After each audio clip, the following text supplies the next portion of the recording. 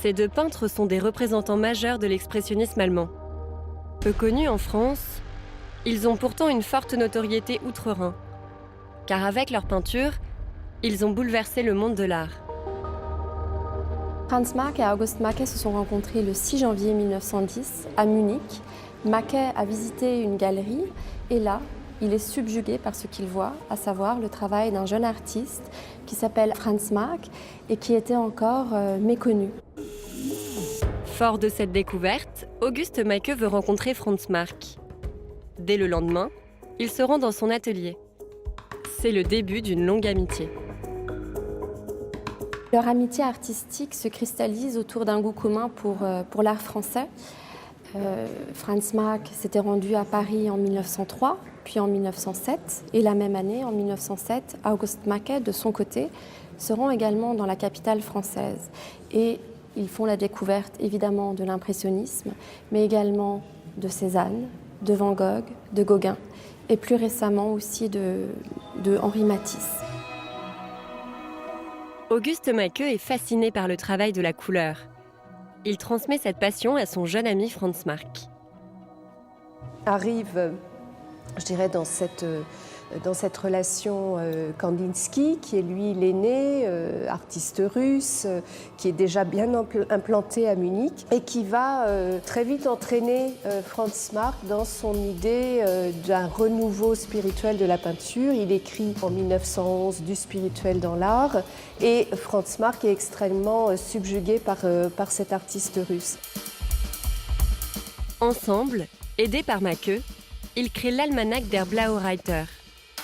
Almanach du Cavalier Bleu, dans lequel ils vont synthétiser leurs inspirations artistiques, leurs influences.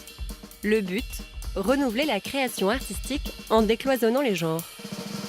Très vite va se mettre en place l'idée de construire une exposition avec leurs propres œuvres et l'œuvre d'artistes qu'ils ont admirés, comme par exemple le douanier Rousseau.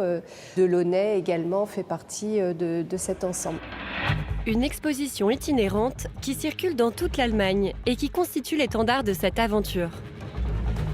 Figure guerrière, le Cavalier Bleu profète la bonne parole. Il lutte contre l'arrière-garde. À la toute fin de leur vie, Franz Marc et August Macke vont chacun franchir le pas de l'abstraction, mais chacun à leur manière.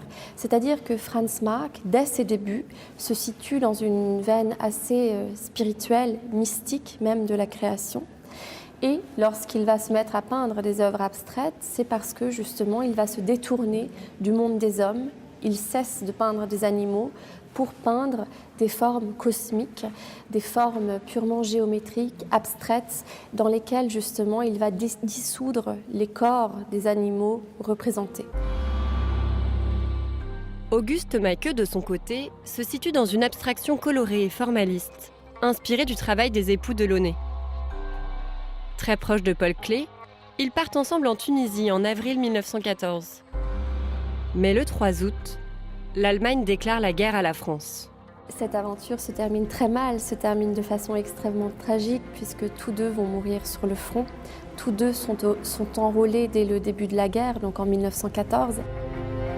Le parcours unique mais tragique d'August Macke et Franz Marc fait de ces deux artistes des pionniers dans l'histoire de la modernité artistique.